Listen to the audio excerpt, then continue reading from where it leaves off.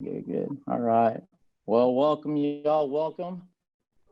And welcome to our Asian Coach Association Summer Series. My name is Steve Yang. I'm the Vice President and one of two moderators for the session. I just want to thank everyone for investing in yourself and making time to learn and grow. Special thank you to our sponsors, Rising Coaches and Shot Quality. We really love what y'all are doing for us and for the game and the service that y'all provide. So thank you very much. And a very special thank you to our speakers today. Moderating with me today will be our president, Mike McPile. And you guys know Mike, Coach Mike found success in his first year as a head coach at UC Riverside in a COVID year and did pretty good, 14-8. I think the best win was having his first child. So congratulations, Coach, and take it over. Thank you, Steve. Thanks, Coach Yang, for all that he does, guys. He's our vice president, and he puts a lot of time and effort into this association. So we're really grateful. And make sure you guys congratulate him. He just made a big move. He's an assistant coach with McNeese State women's basketball. It's an awesome new chapter for him. He's been at the highest levels, different roles, Georgetown, George Mason most recently, but he made the move to Louisiana to build that program. So in this business, you got to be geographically flexible. That's what we call it. So congrats, Coach Yang. Unless you're just spectacular at your job like Coach Spoelstra, you're at the same place for 25 straight years, like he's done with the Miami Heat. But obviously, we're really excited to have Coach Spoelstra on today, a three-time NBA champion with the Heat, going into his 14th season as the head coach. And we know you cut your teeth in the video room, but I wanted to talk about your college playing career. I didn't know if anybody knew this, that Coach Spo was a very good player at University of Portland, freshman of the year in the WCC, 1,000-point scorer, top 10 in 5 statistical categories at University of Portland, and other speakers from Portland State. So no fighting, Jason and Coach Spo. But we're grateful because the first time Coach came and spoke to us 2 years ago in Minnesota at the Final Four, he did so 2 hours before the game against the Timberwolves, and they lost that night. So I was like, there's no chance we're ever going to get Coach Spo back. But we're extremely grateful. You're super generous to share your time with us, and we're super appreciative. So, Coach Spo, you are on. All right. Can you guys hear me? I'm on. Okay. I'm going to try to, I am still a video coordinator at heart. So I want to give a shout out to our current video coordinator, Dan Basaccio. He's helping me with the technology. I'm just going to try to share the screen right now.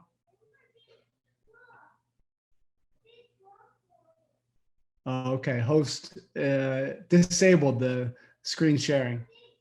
Is that okay? Is that anything on your guys' end? On the scenes right now are probably scrambling. Also, thank you to Garrett Furubayashi and Connor Oniki who put all this together. So hopefully they're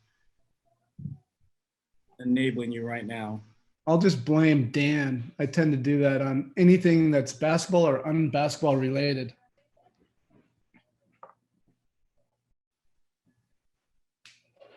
Garrett and Connor, can we enable Coach? Yep, just did. Should be good. Hey, there we go. All right. Thanks, Dan. You can get off now.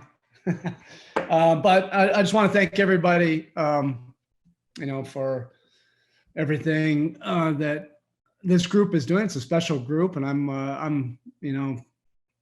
I feel honored to be a part of this. And I figured what I'd do today in talking to Mike, because Mike and I talked about, some topics and then talked about maybe like background leading up into this. But I think I'm a little bit like Mike. I'm, a little bit fatigued in talking about my background. I appreciate that, Mike, you bringing up the University of Portland pilot days. The part you left out about that is we stunk. We weren't very good. And I think a big part of that was because I was starting for 4 years. But I do appreciate that. It seems like all the pictures my players find now seem to be in black and white. I don't know. It wasn't that long ago. I mean, it was early 90s, I guess. But I appreciate that. Jace, we practiced at Portland State this year. We didn't have availability at University of Portland. So, geez, you're on good standing with us right now. And I hadn't seen all the changes and everything that's happened with Portland State, but we got to get that game back on the docket, UP versus Portland State. I will try to be efficient today. So instead of talking about my background, other than being a former video coordinator, I still feel like I am a video coordinator. I have been very fortunate to be at the Miami Heat for 25 years, and that is a product of my bosses that are so unique in this profession. The Arison family, who are our governors, and then obviously Pat Riley. This is just not normal. Everybody else that I came into the league with as video coordinators, like Mike Brown or even Mike Budenholzer, they're on their 5th or 6th team by now, and that's more normal in this league. So it's less to do about what we've done as coaches, because I say this humbly. I know the exact times, the 3 or 4, if not 5 times, I would have been fired if I was on any other or if I was in any other organization. So the stability we have is super unique. It's allowed my staff to grow. Oh, is that ice cream, buddy? Oh, appreciate that. Sorry about that. It's my son, Santiago. So that's the story. I feel very fortunate, to have the opportunity to continue to learn from failures. And even like a year that we just had this past year where we were swept 4-0 by the champions in Milwaukee, there were a lot of things that we felt we could have done better, should have done better. And we had an off season that we were able to really work on that. And then to be able to come back the next year. A lot of coaching staffs don't have that opportunity to come back. So today, what I figured I would do is talk about 4 things. My offensive influences, Dante, how to put together an offensive system that fits your program. In particular, Mike wanted to talk about playing out of the high post and elbow actions. And then, thanks. Bye, Dante. I probably should do a clinic on being a young father in this coaching profession and managing everything. You get to see it there, Exhibit A. And then I think we'll have enough time, if I'm efficient enough, that can open up for questions. So first offensive influence I had in my coaching career would have been Rick Adelman, who's going into the Hall of Fame next month. But I just thought he did an amazing job in all the stops that he's been at, bringing out the best in his players, but being really flexible and agile with his offensive systems to fit the personnel. With Portland, the Trailblazers in the early 90s, he was one of the first guys that started using a point forward or a point 2 guard in Clyde Drexler. And without even knowing it, 25 years later, that became something that we started to do, obviously with LeBron and Dwayne, with Jimmy now. But I think a lot of that were the influences that I learned from Rick. Then when he moved on to Sacramento, he had the Princeton influence, but Pete Carroll was on his staff. And they had such a brilliant passing and cutting team playing out of that high post with Vlade Divac, Chris Webber, and Stojakovic, Bibby, all these guys running around. And it was just a beautiful system, but it was dramatically different than the system that he used with so much success in Portland. And then moving on to Houston, I just thought he blended everything in an incredible fashion, being able to play with a low post center in Yao Ming, who was so dominant at that time, but still having a pick and roll centric offense with Tracy McGrady and even a young Kyle Lowry at that time. If you want to watch some really interesting concepts, I thought the Houston version of Rick Adelman was really cool. And then obviously moved on to Minnesota and did it again. Pat has had obviously a major influence on my coaching career, but in specificity to offense, he just has and had an incredible way of organizing things in a structure and a scalability and a play call system that you could add and stack calls on top of each other. And it would be sequential. That's just the way Pat thinks. He's very methodical, the way he puts together a playbook, and that was an invaluable experience. I think the best and worst job, or I guess where you're given a responsibility, would be putting together a playbook for a Pat Riley, a Van Gundy, or a Thibodeau. It is incredibly tedious, and the process of making it sequential and having that ability to stack concepts takes a long time. And our playbooks used to be 300 plus pages under Pat. And then, the next big influence would have been Stan Van Gundy.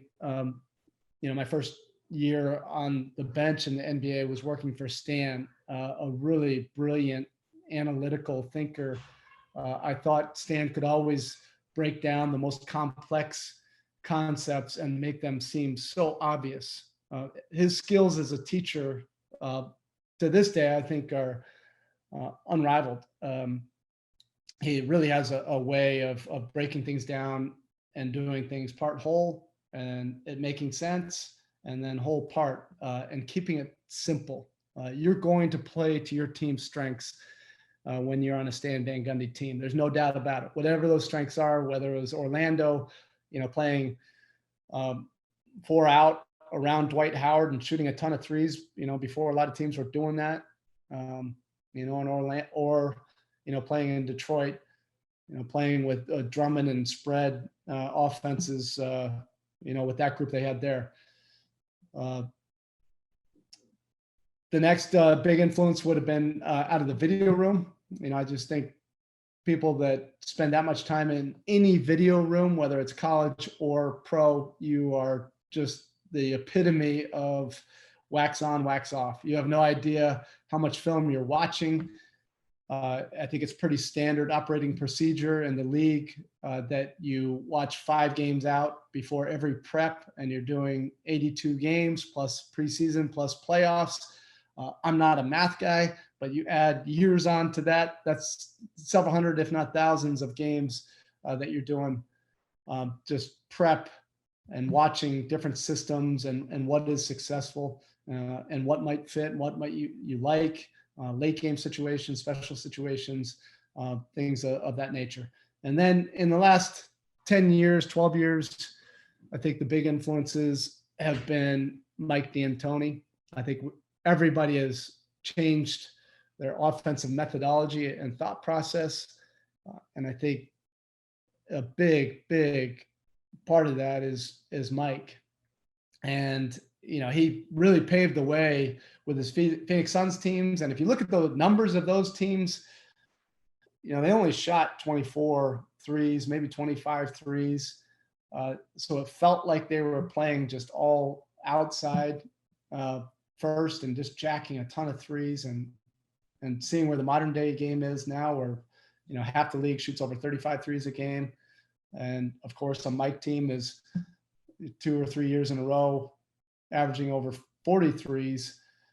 It just shows you how much innovation, he has generated in this league with the spread pick and roll and different pick and rolls with spacing and just playing out of simplicity. But then I thought he really made a really interesting pivot in the Houston years, where he really went isolation centric, which was impossible to defend with their players and space.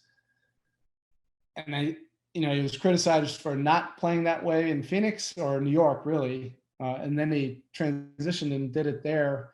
And it really was an amazing way to play and extremely effective. So I think those influences have impacted myself and our coaching staff. I've also been fortunate enough to be part of a lot of really talented coaching staffs in my time here in Miami. Ron Rothstein, who worked for the Bad Boys, Detroit Pistons.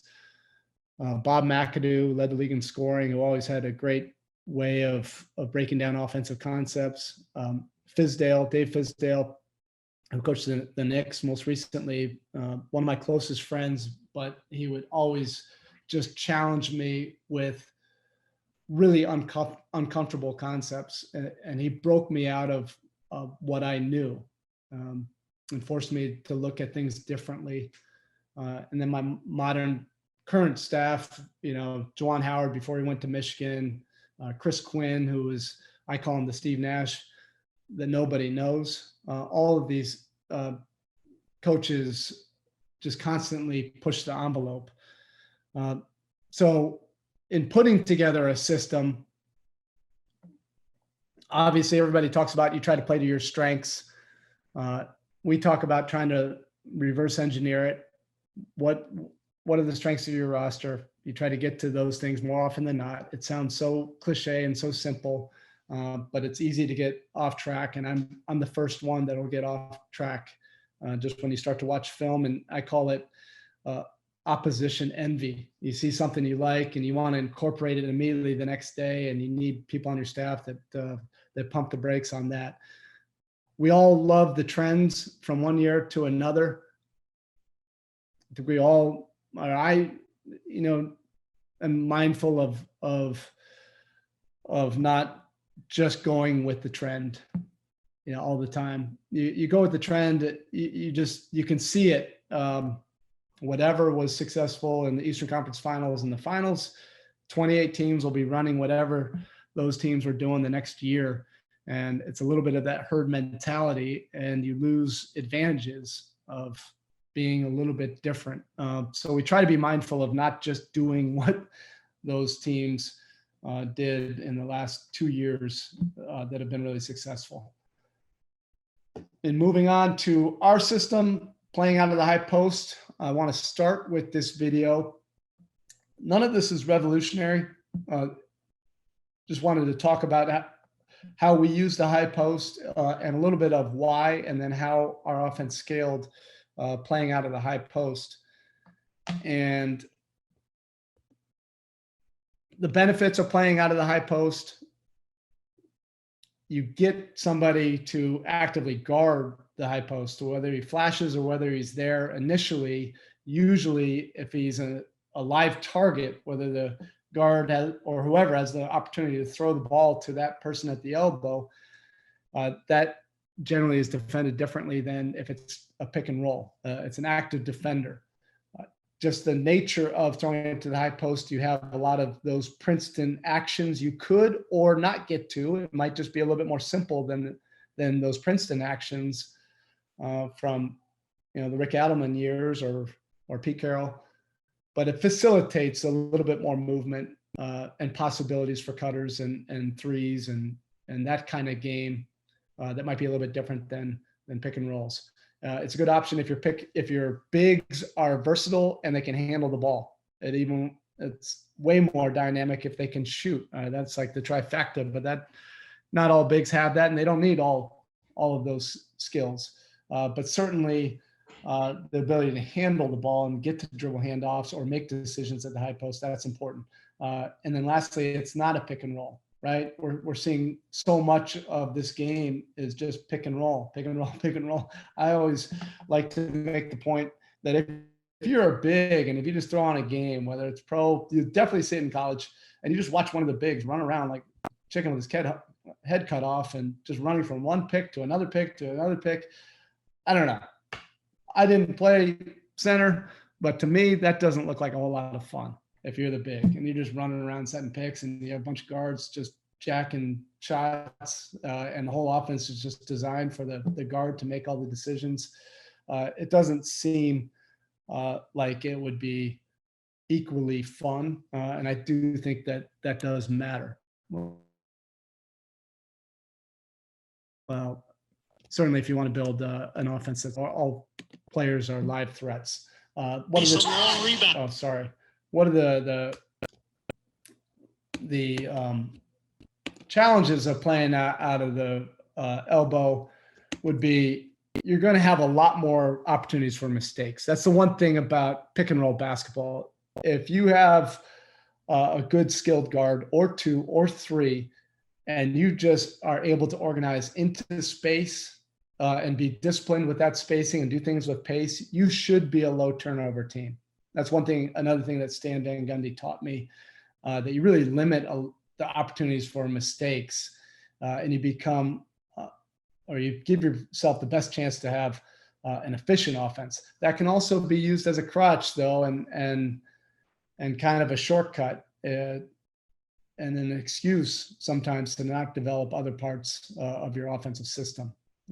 It doesn't always promote floor spacing. If you throw it to a big and you bring two guys together in any kind of Princeton action, we call it an X action. You can call it a split action, whatever you call that action. Or even if you just have two guys coming together, the ball handler and the guy that flashed to that elbow, your spacing now will be a little bit distorted. And if things go wrong and you have to get out of trouble, that spacing is broken from the start. And sometimes that can be a little bit messy to untangle that. You definitely need the right personnel. We have one of those kind of bigs in Bam Adebayo, because he does have that skill level. And we didn't know that he did when we drafted him because he only played pick and roll basketball. But he could handle, he could get you to dribble handoffs. And then what we learned was he could make decisions from there, whether to fake the handoff, whether that guy wasn't open, he could go to the next guy. He had the subtle nuances and could learn the nuances of screening without fouling. And that's a whole lot more challenging than it seems. There's a lot of things that can go wrong. And if you don't have those kind of bigs or big forwards, then you're spending an inordinate amount of time trying to develop it. And it still has an opportunity to be a mistake play, for you. So as I play this, I have the volume on this. Jumper doesn't go. Let me see. Is there a way to turn off the volume? I should ask a video guy. I am a video guy, right? You hit that volume button right there, Coach, like right there next to the T. Yeah, that one. That'll just lower that.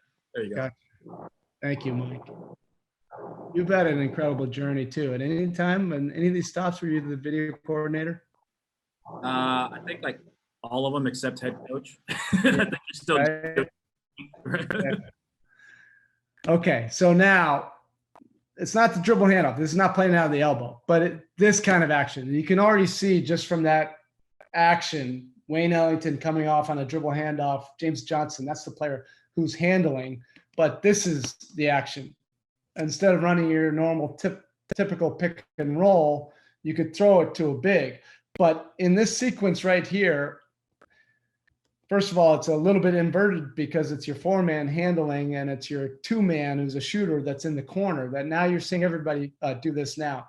The genesis of this, and why I wanted to start with these two guys, is because when we first put together this team, which was, I believe, in 16-17, James Johnson really his whole career had been a three-man. He was drafted as a wing, and Wayne Ellington was a shooting two guard who was more of a spot up player. In pickup basketball, JJ only wanted to handle the ball. And then at the beginning of the season, he just would insist on handling the ball. And I tried to correct him and tell him, no, you got to play like a four-man. I want to play you as a four. We have no other fours in the roster. And eventually his will just outwore down my will. And he would just continue to handle the ball, but he had the skill level of a wing player, and in many ways as a guard. And as Fizz has told me so many times, we learn our best lessons from our players. And so we just started to see these kind of actions more often, and we saw them running handoffs and flashes, throwing it to the elbow rather than running pick and rolls, because Wayne at that point in his career wasn't really a ball handler. You would never classify him as your pick and roll decision maker. He was a catch and shoot guy, one or two dribbles.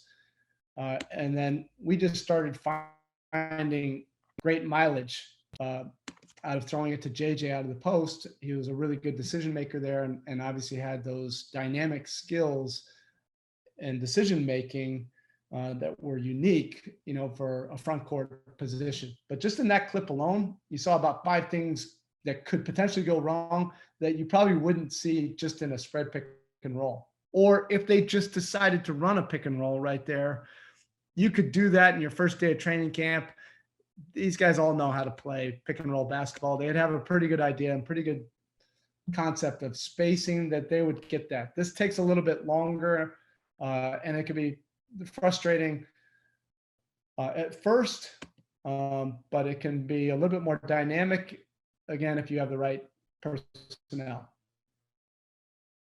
So even flashing out of the corner, it's a little bit of an elbow action. Again, he just started doing these things on his own.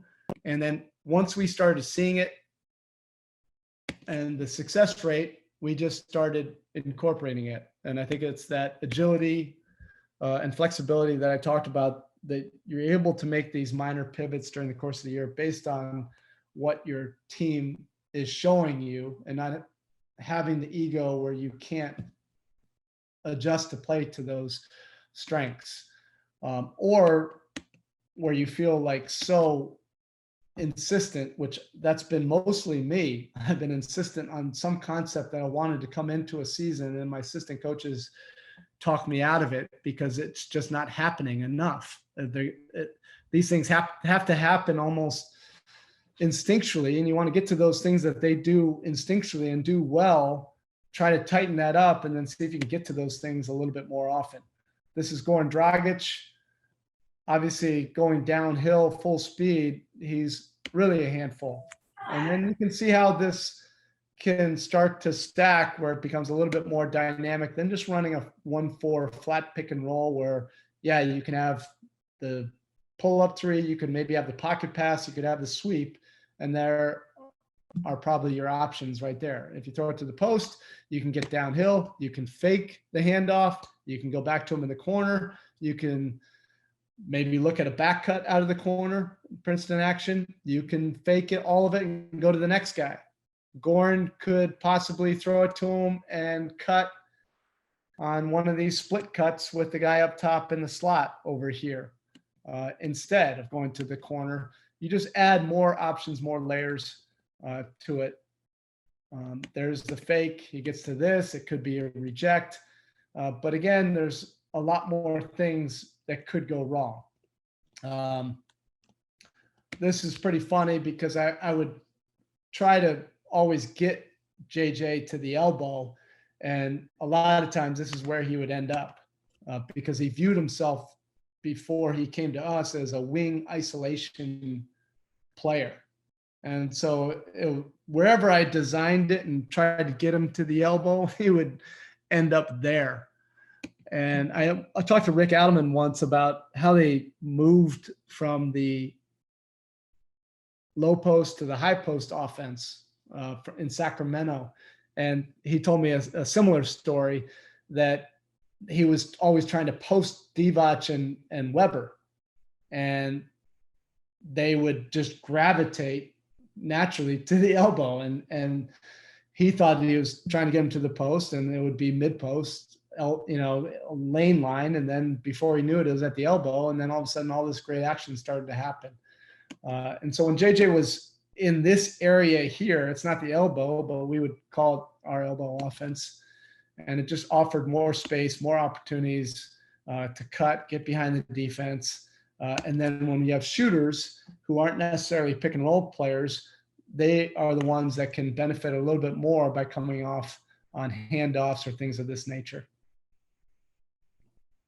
Wayne Ellington at that time broke our record for three-point shooting, our franchise record. And then eventually Duncan Robinson shattered that one. But Wayne was really the guy who gave us this template. So there's an action on one side. Everybody's looking for second side action. We try to do things because of the clock, where second side action is not just burning and eating clock, where it's actually getting to an action right away. So there's a cut, there's the flash, it turns into a pick and roll. I can't emphasize this enough. there is a time investment to this because these are offensive fouls if you don't work on the fundamentals constantly. These are moving targets. You're going one direction, handing it off or faking the flopping defenders with their ability to make things look, more than they are, can make it tough. And then now we shift to our current team. There's Bam now at the elbow. But I do like to credit James Johnson for really creating a lot of these actions first, and Wayne Ellington.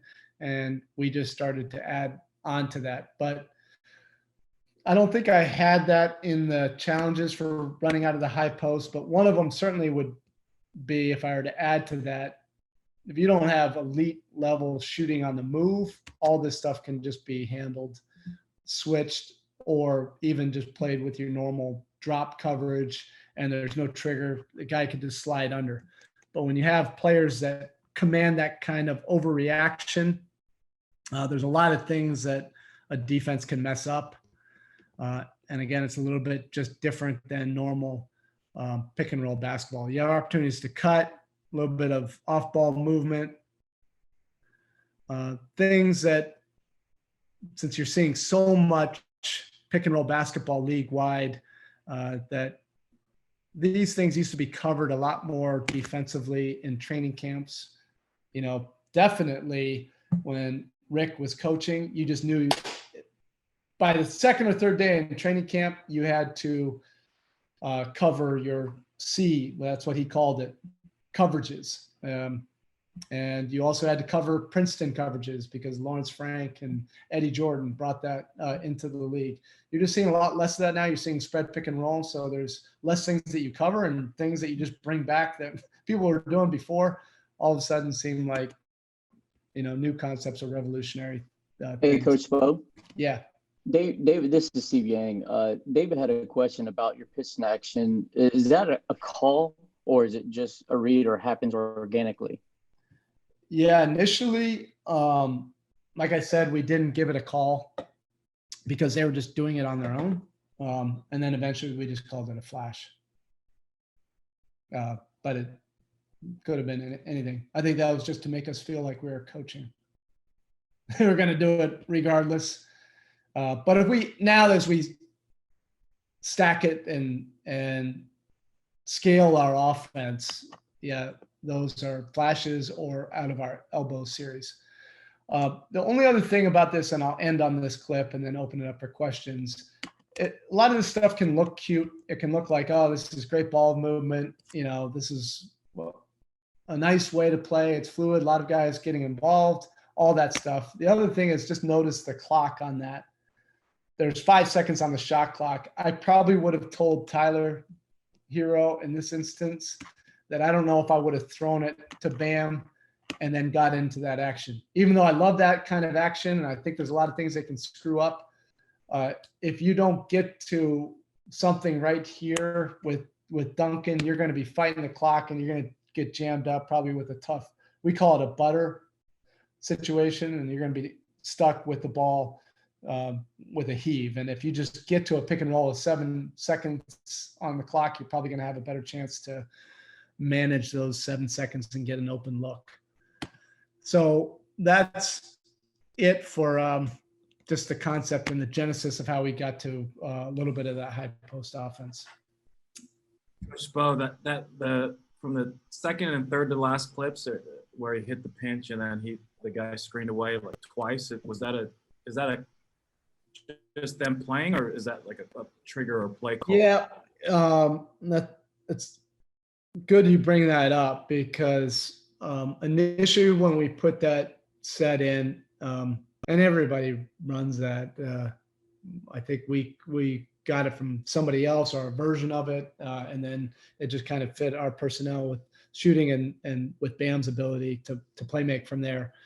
It started out with just pinning down, and then sometimes the shooter, that could be a rip guy or a rip and slip, and then we drill it now to try to be as unpredictable as possible, where we're not making a call on it, and that takes time.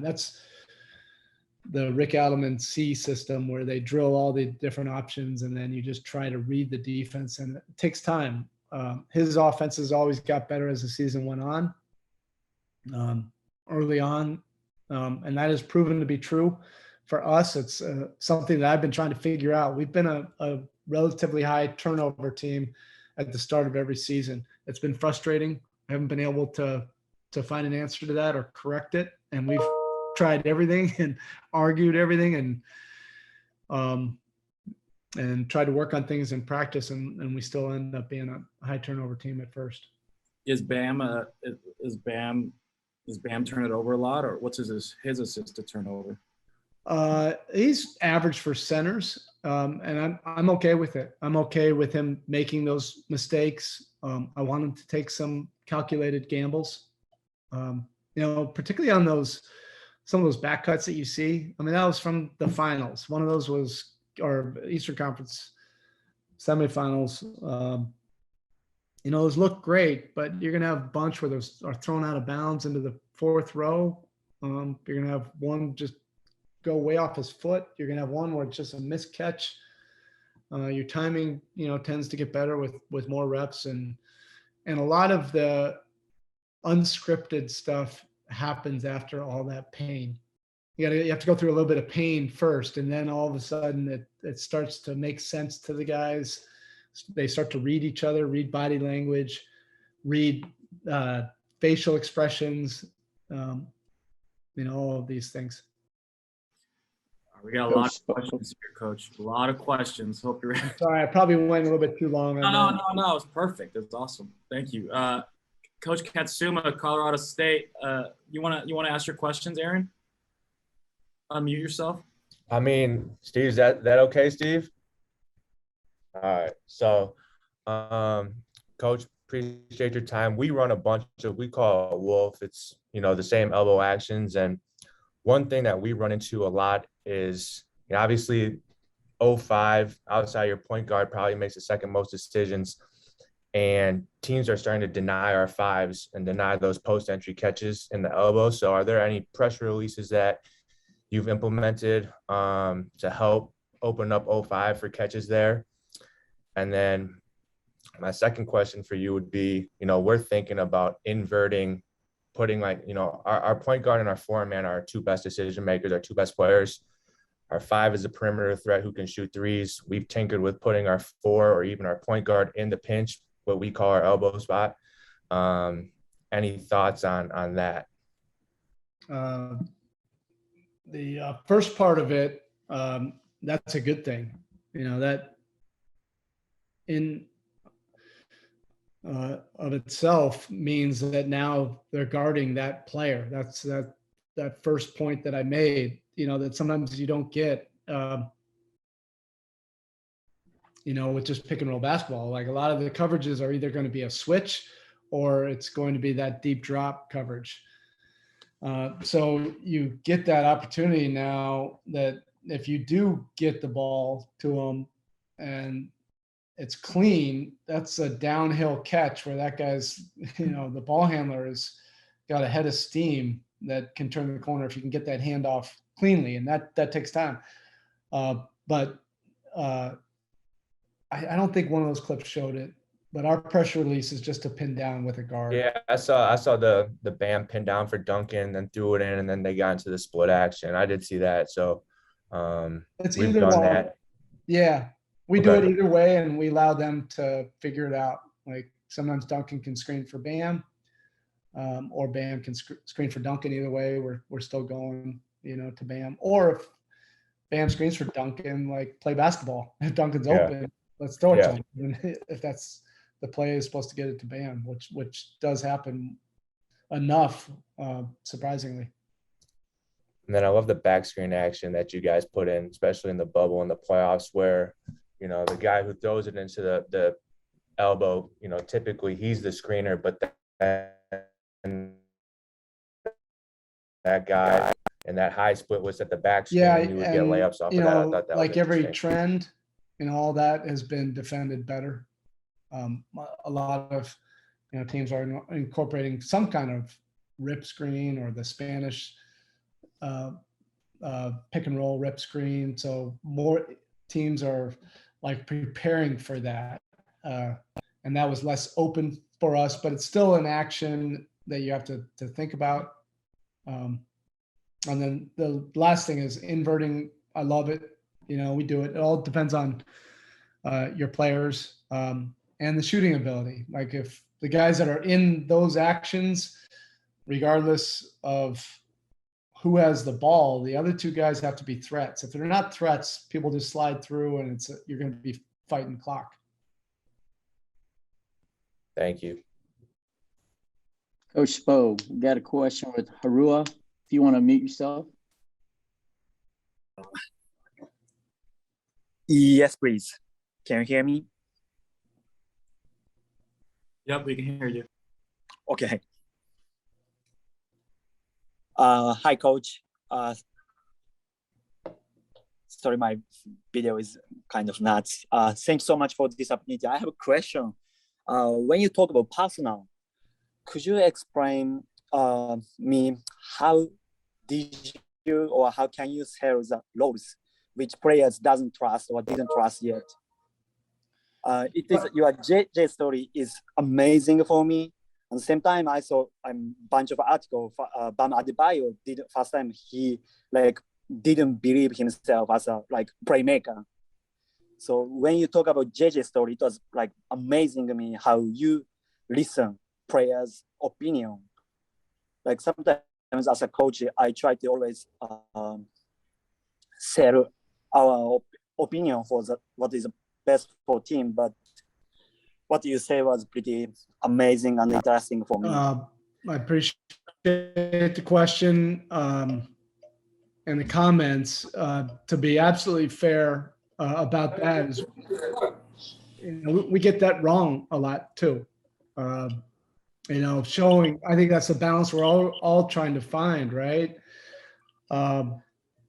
Putting in a system, putting in something you believe in, leaving enough space that the players can also be who they are and have their input, showing confidence in players so that they can become bigger and better in this system because of that belief and belief of their teammates.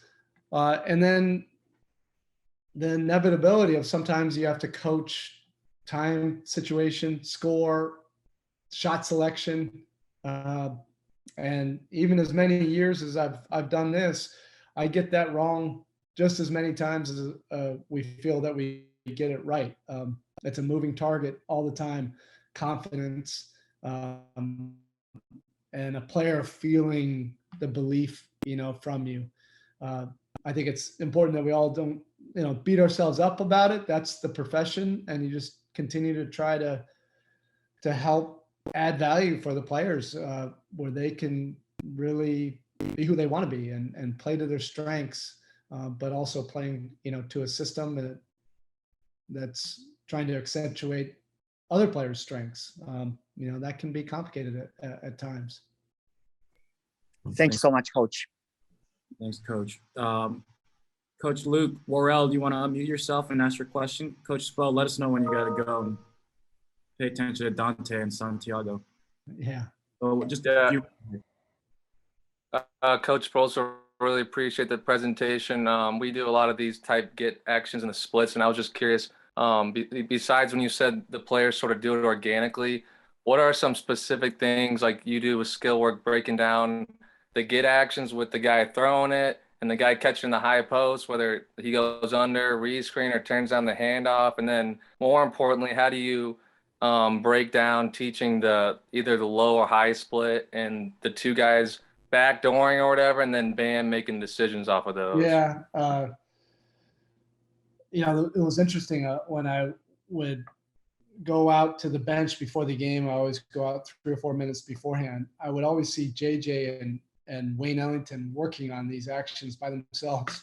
And JJ was just that kind of player. He's such a giving player that he would always just get in 10, 12 dribble handoffs or fake handoffs, throw it to Wayne. Wayne would throw it back to him. All of that right before the game. And then, so I'd see this game after game after game. And then I would turn to my assistant coaches. They're like, hey, we should have more guys do that in practice. Tomorrow's a warm up, just 2 guys doing it. And then you start adding a back cut out of it. You start adding, reject screen or coming off and then hitting the big and then coming right back off. And it's endless things you can come up with. Then you add 3 players, bring 2 guys together, 1 guy back cut, throw the ball. And you have to be okay with mistakes with that. And you just keep on scaling it up, make it sequential. My assistant coaches are great with that. To be honest, I just kind of give them a concept. Hey, I want to work on these 3 things, and they put together the drills, whether it's 3-on-3 or 4-on-4 or 2 guys together, just warming up, working on these kind of things. Thanks, Coach. Awesome. We have time, Coach? Yeah, I have time for another one. Okay. Chad, go ahead and mute yourself and ask Coach your question. Hey, Coach Spo. Just want to say, as a Filipino kid, grew up in Portland, this is a dream come true just to ask you this question. But how do you regulate your practices and just practicing those reads off pistol and all that stuff? Or do you just trust your players making that feel? Because I want to get to that point where I don't practice it as much with my kids. Yeah. It does take a time investment. And also this is not our offense. This is a segment of our offense. I think the reason why when Mike and I talked about covering this, for some reason, I find this interesting too. Everybody kind of remembers these kind of actions. And I think it's simply because it's different than the things that you would normally see. It's like you see these beautiful actions that Steve Kerr and Golden State run, so many really highly intelligent, highly IQ skilled decisions that multiple players are making. Well, that seems like it's impossible to teach. We've tried to incorporate maybe 2 or 3 of those concepts, but the whole system, they're kind of based on that. We also have our Jimmy Butler system, which is much different than this. It's out of the post, it's out of the high post, and it's him handling the ball with a lot of different actions. And to be honest, that's probably way more than this part of the offense. But it does take a time investment. Now we're at the professional level, so all of our player development, we can spend a little bit of time on this every day in small groups or 2 guys, 3 guys. Their shooting drills are based on a lot of this stuff. And then in practice, we'll run our system. So we get to work on these kind of things. And a lot of times, in practice, we may just try to work on this a little bit more than a spread pick and roll because it is a little bit more nuanced. Thank you. Justin Meidenberg, you want to ask your question, buddy? Hey, Coach, Justin Maidenberg here. So you mentioned at the start of the season having a high turnover rate. Do you find yourself subtracting or adding or changing anything in the offense during the beginning portion of the season? And then do you feel like that's more, or do you feel like that's more of a comfortability or familiarity as the season goes on? I do think it's important. It may be just my comfort level, but to leave a little space, whatever that space may be, 20% of your offense, that you allow the players and the games to let you know what to add. So hopefully our offenses look a lot more evolved and different in March than they would in November and December. And that's just being open, to what we see. But that turnover part and aspect of this has been extremely frustrating. We've had a lot of coaches meetings over the years trying to figure this out. And I believe probably a lot of you guys, or Mike, you could probably talk to this a little bit more than me, but I think that is very similar. There's going to be some mistakes. You're counting on 2 guys to make decisions and reads at the same time. And then if you bring in a third guy, it's three guys. That's a lot more I complicated. feel like I can hear Coach Smith, Kyle yelling at us like, why did we decide to play through the big? Same thing you were talking about at the very start of this thing. Like, I always knew that was the wrong decision. But when you make that decision, and it's interesting because we would penalize, we do this efficiency system, but we would penalize guys less for turning it over on a backdoor pass than anything else in the offense. So really interesting because he wanted to encourage them throwing that pass, and it was okay. But you have to live with it. I feel like when I was watching the Warriors during their championship run, I felt like they were turning it over a lot. They were running. They've always been a high turnover team. Exactly. Yeah. And I guess it's just when you're running those types of actions, passing actions. You multiply the amount of decisions that players are making. Yeah, it's like exponential decisions. Right. And I think Golden State has always been one of the top 5 turnover teams, and they are impossible to put a game plan in to try to guard them. So, you weigh it. I think it sounds better being impossible to guard than being, necessarily just low turnover. And then you're saying like the ISO Harden offense, probably they never turn the ball over under Denver. Never. Yeah. Super efficient, incredibly efficient. And because of the talent level and Mike's trust in that system, you couldn't guard it with the spacing. It was really challenging to bring over help side defenders, the 3-point spacing and the shooting, and it just generated great ball movement after the initial attack. Whatever it was, they did a great job of moving the ball and finding the open guy and taking open shots. And their ISO guys were really talented enough that they're going to get you over a point and 0.2, 3 points per possession just on scoring, and then also having the unselfishness, that James Harden had to be able to just get off the ball and hit the open guy, which is really unique. Right. David Eng, you got 3 more questions in you, Coach? Sure. Okay, 3 more questions. David, you want to ask your question, buddy? Unmute yourself. Coach, how are you doing? My only question is, what type of screening action do you introduce in your development? Do you do like a rub screen and go right into a plug type of screening action when you throw the ball into Bam at the high post, or do you do regular? We introduce it without bringing 3 guys together, just for a simplicity standpoint. Okay. Thank you.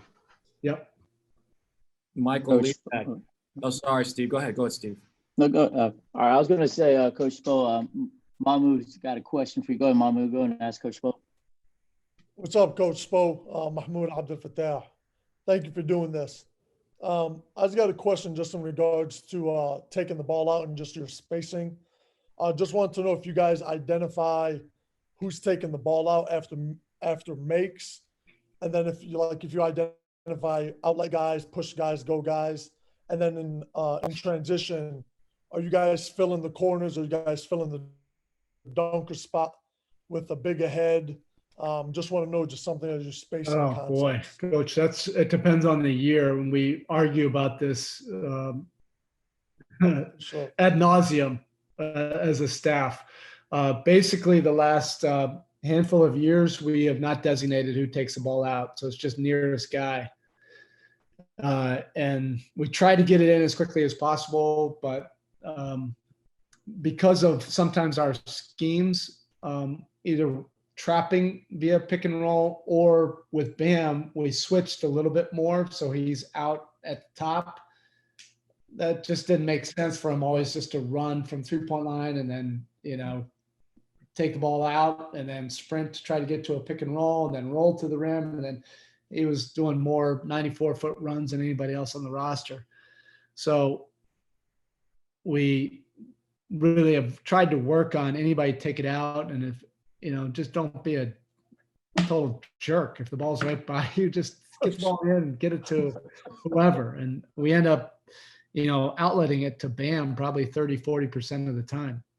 So we're a little bit, because he's coming back and he handles and initiates into our offense. With that said, I don't know if that's a good thing either, that we haven't designated. It's something we argue about every year because we're also one of the slowest pace teams in the league. And we're always talking about, hey, we want to get the ball in and play faster and get up into that first action, with 19 on the clock or whatever it may be. We're trying to get into it quicker, and we don't have a designated guy.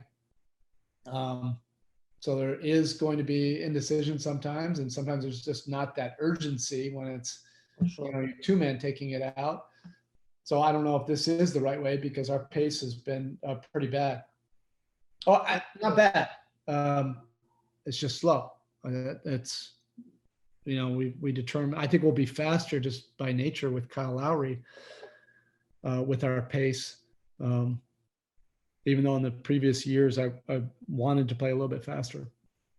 Thanks, Coach. The reason I ask, I've been with Houston under Coach D'Antoni.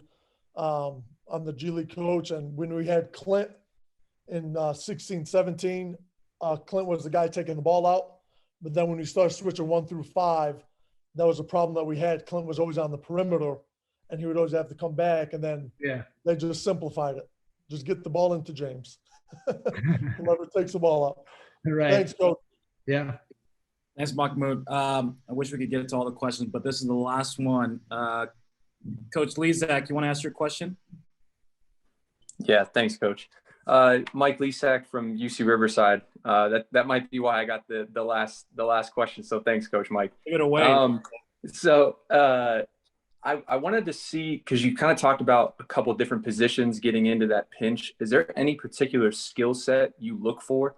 Who's going to be successful in that pinch? Obviously, NBA guys are going to have all the skills in the world, but at the college level, you might have 1 or 2 elite skills. What would you look for? Ability to catch the ball under duress, skill level to be able to handle a little bit.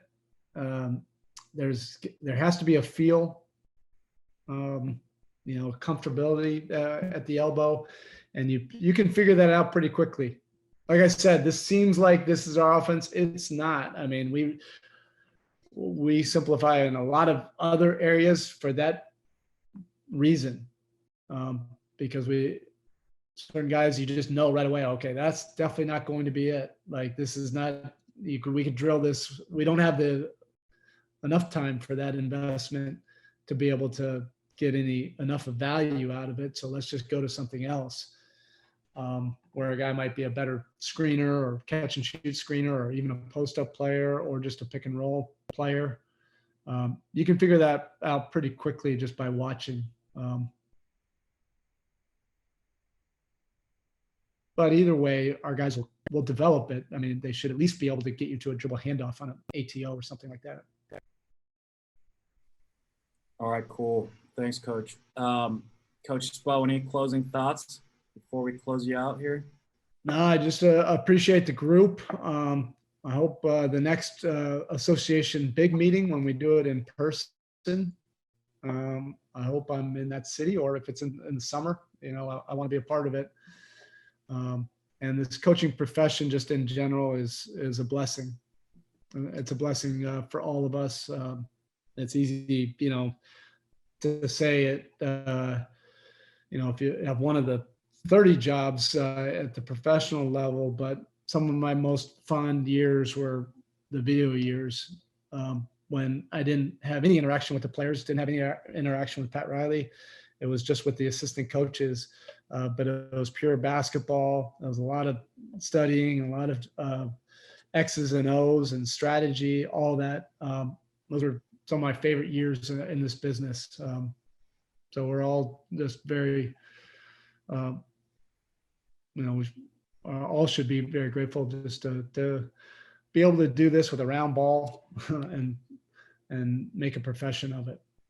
So good luck to everybody here, and thanks for the hour. It was fun.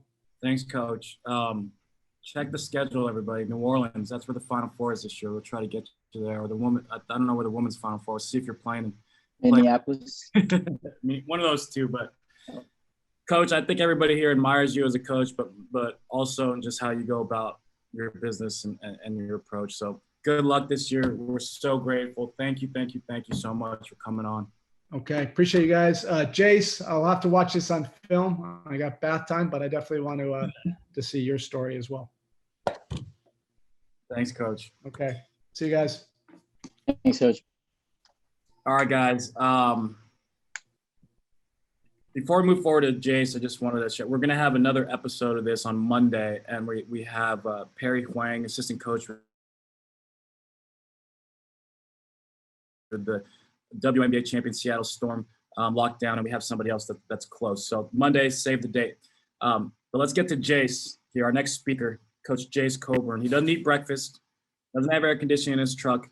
If you guys all watched his opening press conference, and there's no doubt that Coach Coburn has rose through the business and gotten this dream of an opportunity to be the head coach of Portland State by being himself 100%. And I know because we played him 3 years ago, and I hated him. And so Jace is completely himself. This is who he is.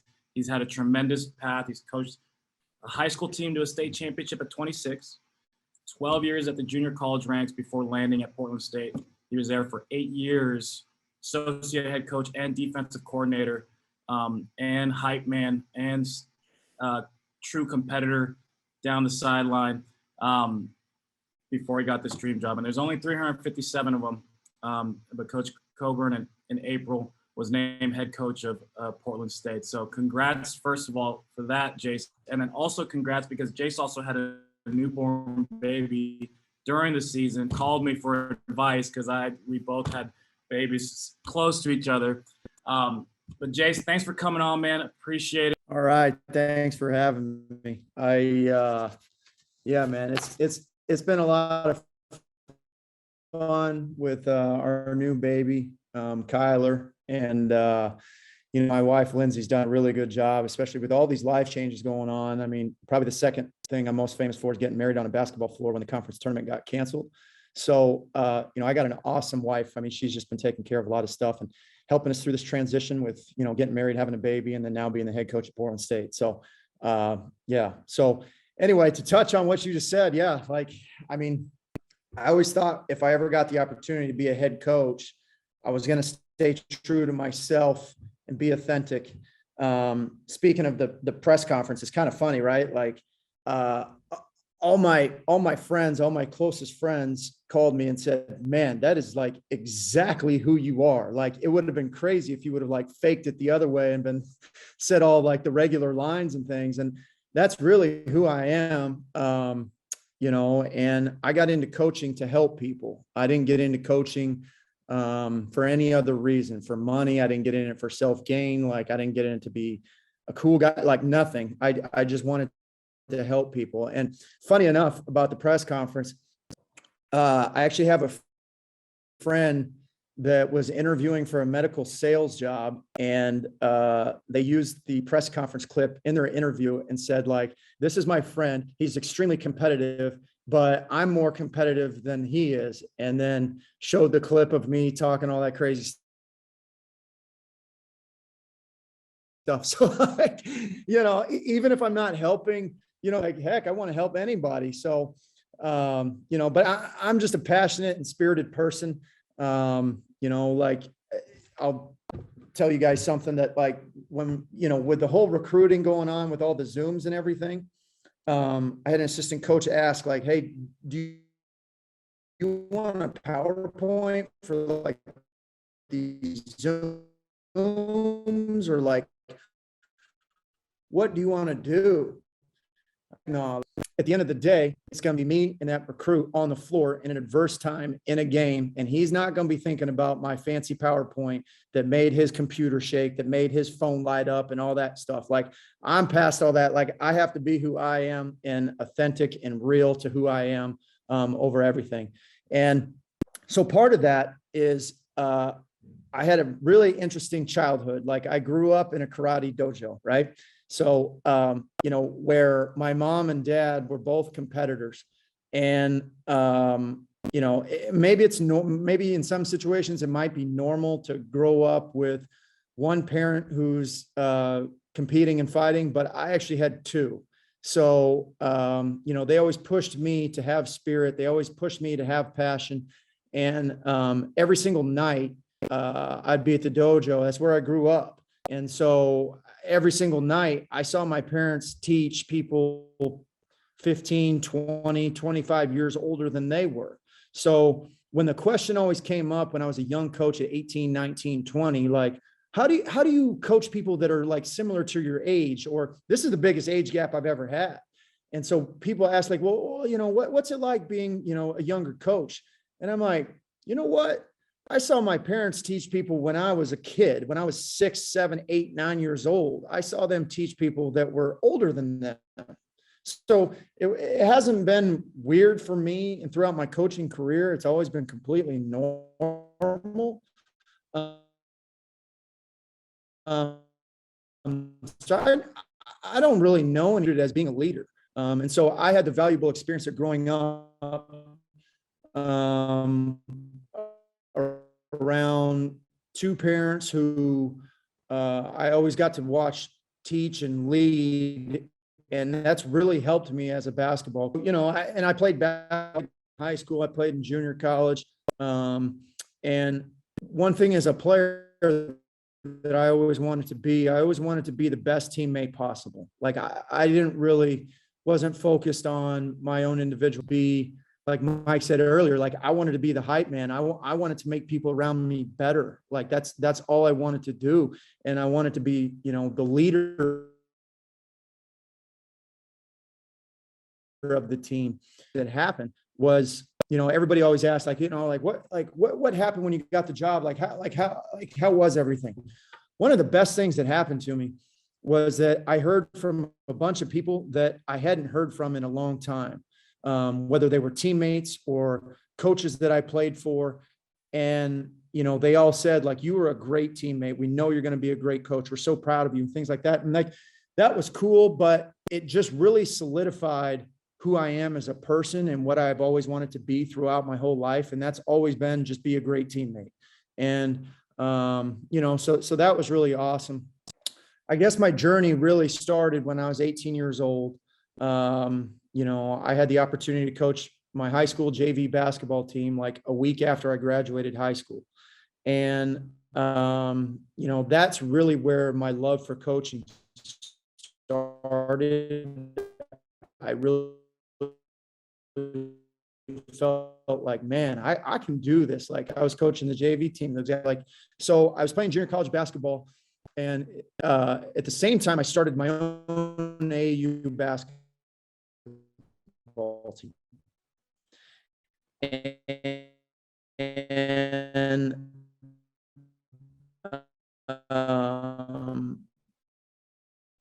you know, I was driving, I was coming back and forth from college all over, and I'm thinking these parents are crazy for letting me do it. And, you know, I'm driving around the city of Phoenix, picking kids up for practice. And it's funny because, you know, in the press conference, I talked about my Tahoe, and my Tahoe has been with me ever since I started, really, because the whole reason I got the Tahoe was because I was driving around Phoenix, picking up kids in my truck, and I wasn't about to put them in the bed of my truck. So I sold my truck and bought a Tahoe so I could pick up kids for practice as an AAU basketball coach. That was the whole reason I have my Tahoe. And so, you know, like just going through that experience and being 18, 19, 20, walking into corporations and businesses and trying to fundraise as essentially as, you know, a teenager, you know, and trying to get, you know, shoe deals and all those types of things. And it gave me a great experience at AAU basketball. You know, and gave me a great coaching experience in games and things like that. Like, I'll never forget, my dad ran AAU basketball tournaments in Phoenix. And so we had like kind of control of the scheduling a little bit.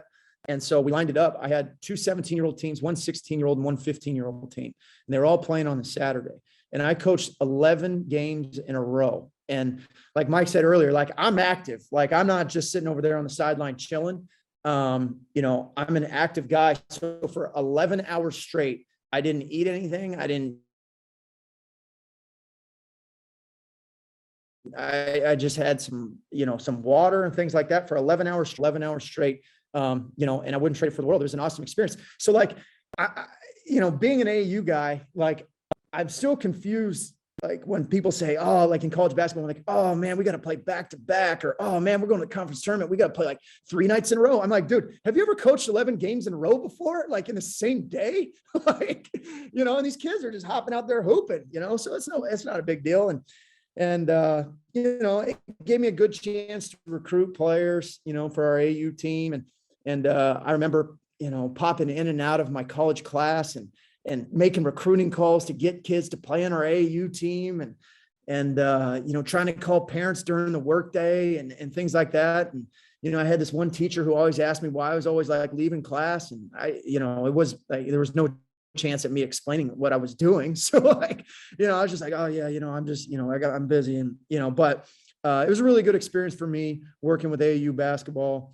And then I coached at Corona del Sol High School in Arizona, which I coached for my high school basketball coach. And it gave me a really good experience of how to be part of a school, how to be part of a community. Corona back then had a really good backing and a really good community. And then from there, I decided I want to get into college coaching. So then I went to Phoenix College and I learned college basketball. I learned how to recruit. I learned, letters of intents. I learned, how workouts went, practice went, how film went, and all those types of things. So, from there, I decided I wanted to be a head coach. So from there, I moved on to McClintock High School in Tempe, and I was 23 years old, won a state championship in our 3rd year. And, I had a lot of fun doing that, being a head coach, being in charge and things like that.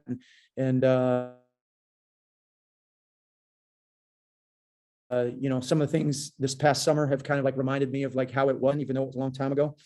One thing I did, I'm assuming there's probably some people on this call who are trying to get into college basketball. So when I was a high school coach, I really wanted to be in Division I, and I couldn't figure out how to do it. Like I didn't know. I thought early when I was younger, I thought it was about winning games and, stuff like that. So what I did was, I remember I took a weekend and I Googled every single Division I school in the country. And I looked at the staff and I made a chart. I made a chart of every single coach, the head coach and all assistants and all ops guys. I tried to figure out what was their step right before they went to Division I. So I charted this whole thing out. I went, I don't know, 350, whatever, Division I schools.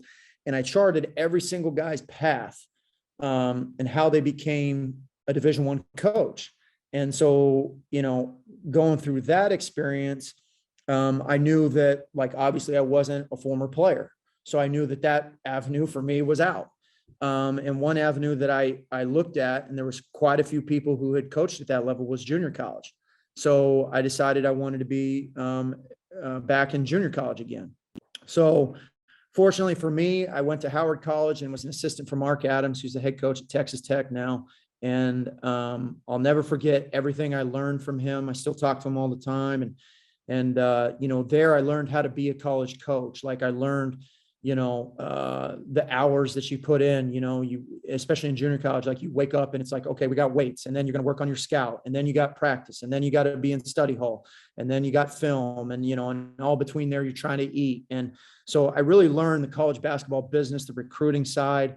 For people who are trying to get in, I always was looking for answers for people to, maybe give me an idea. And, junior college is a great way because you're practicing recruiting, you're making contacts that way, to improve yourself, but then you're also improving with other people as well who want to recruit your players.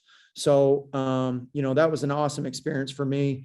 And then I came to Portland State, and I'm very fortunate that I'm going on year 9 at Portland State. I was an assistant coach for 8 years at Portland State. And I really learned, how to be in Division I and what that's like. And I was fortunate to stay through 2 staffs. And, one of the reasons I stayed for that long was, one, I was very fortunate to stay because, in college basketball, you're moving around a lot, right? Like you don't get to stay in the same place for very long. So I'm very fortunate that I've been able to stay in a great city for the last 8 years.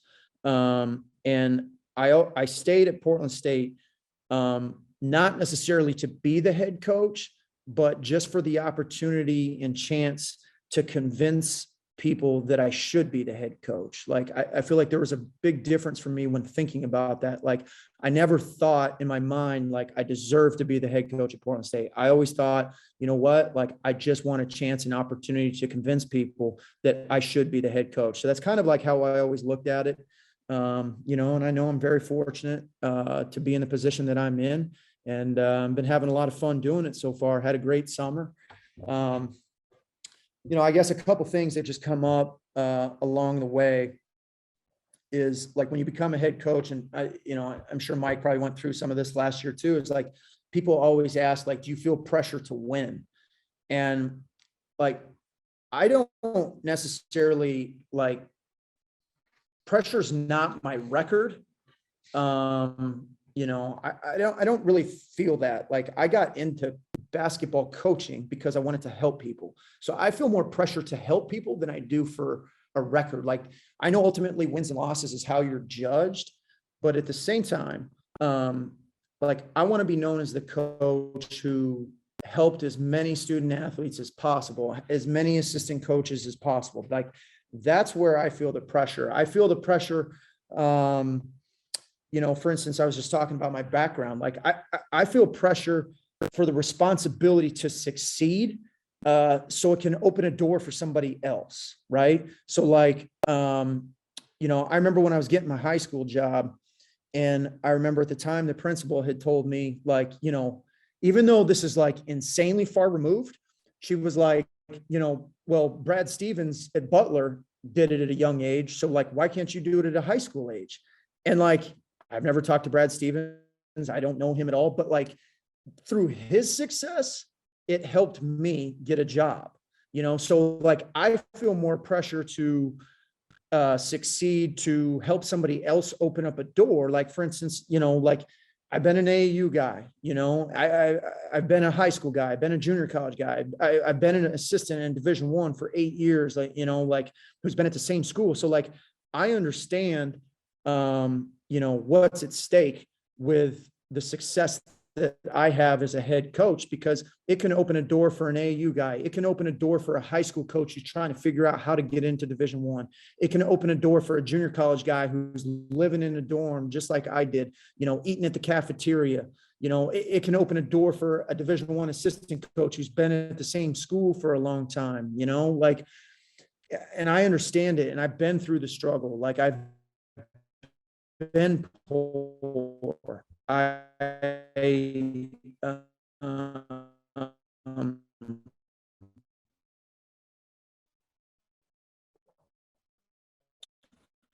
know, I lived in low income housing, you know, like, I lived with a mattress on the ground, you know, I plate, one fork and one knife, and, you know, I ate pasta every single night, but I just am so passionate about helping people that help, you know, and so I feel a lot of pressure to try and help open up a door for somebody else, somebody else that I might not even know. Just like the way, you know, Brad Stevens helped me, you know, and I'm not saying I'm Brad Stevens or anything like that. So, like, you know, but I just, you know, I'm very passionate about helping people. When it came time, the other question that comes up a lot is like staff. Like, I've got a tremendous staff. You know, we've been together for 8 weeks, and one guy's been here for 2. And you know, I see a little bit of me in every guy that's on our staff. For instance, like Matt Dunn, he's been an assistant coach in Division I for a really long time. He's been in junior college. He's been in high school, just like I was. You know, Jamal Williams, you know, is coached at AU basketball and at a high school, and just like I did, you know, and Chris Foss, you know, who's been in junior college, he's been a high school coach in Oregon, you know, just like I was a high school coach, you know, and our ops guy, Alberto De La Torre, you know, was a GA, was a manager, you know, and so like, you know, I see a little bit of me in every one of the guys on the staff. So I'm very appreciative of our staff, and the fact that they believe in me because I believe in them. You know, and, you know, I don't know if you can pick up on it, but I'm a very passionate and very spirited person. You know, and like Mike talked about on the sidelines and stuff, right? So like, I get passionate and spirited. And so like, that part of me is never gonna change. Like, going back to my mom and dad, like, they always be like, I'll be the out there. And so, and the spirit and the passion, I don't want it to be misunderstood. Like, it's not about wins and losses. Like, for instance, if Khalid Thomas comes down and gets a vicious dunk, like, I'm excited for his success. Like, I'm excited for other people's success. It's not about me. It's not about us winning and losing. I'm just so excited for everybody else that I can't contain it. Like, I'm just so excited, like if an assistant coach has a great scout, like, yeah, and we win, like, I'm gonna be pumped up for that guy. Like, it's not about, like, you'll never see me like call a play and then like get excited when the play works. Like, that's not who I am. Like, who I am is I'm excited for other people's success. And I always, as a player, I always wanted to play for a coach like that. I always wanted to play for a coach who was going to have confidence in me and believe in me, which leads me to the next thing is, like, as the head coach, I want our players to have confidence. I want our players to believe in themselves, because it's very hard a lot of times when you're battling with a player to get the best out of them. Like, in my opinion, you recruited players to come to your school, or you're coaching a player to come to your school. And like, why would you want them to not feel like their head coach believed in them? Like, I've never really understood that. And I've always been the guy who wants to instill confidence. I've always been the guy who wants the guys to know that I believe in them.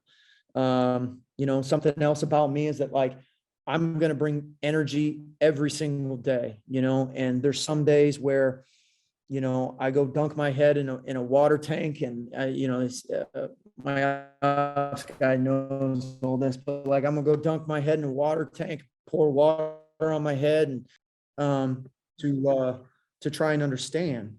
And at the same time, yeah, you want to have fun, but you also have to have accountability to it too.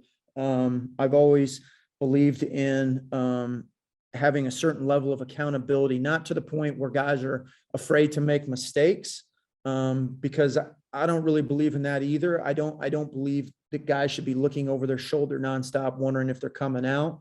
I want, like, goes back to the confidence and believing thing. Like, if a guy turns it over, like, I'm going to do my best to make sure that they know it's not the end of the world.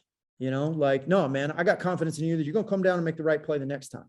And that's just, stuff that I believe in. And the other thing I'd say too, that's really important to me, and we went through it this summer, is like creating adversity.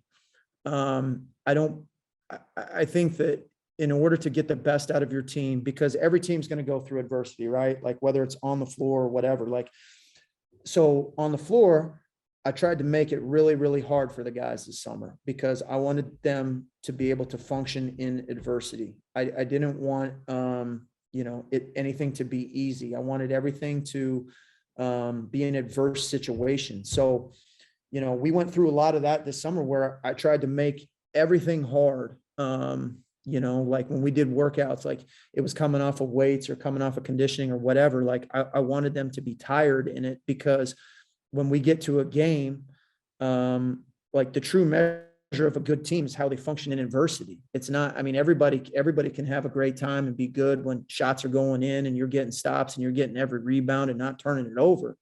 But like, how are you going to be when the shots aren't falling that night, when you can't get a bucket? Like, how are you going to be when you turn it over 20 times? Like, I'm never going to be the guy to say, well, we just missed shots tonight, so we lost. No, like, if we miss shots, we still need to find a way how to win, So, when it came to adversity this summer, like, I tried to create some of that. I'll say this too, is that another thing I believe in. So we got a lot of new guys, right? We got a lot of transfers, things like that. So day one of the meeting, I told them all, like, and I think I heard Monty Williams say this. I think it was Monty Williams, like, that, like, we're not a family yet. And so, like, when they all rolled in here for their first meeting, I just told them, like, hey, like, we're a group of individuals. We're not a family. So, like, we're not going to do the whole 1, 2, 3 family deal. Like, nothing against anybody who does. Like, I understand if you do, but it's just me.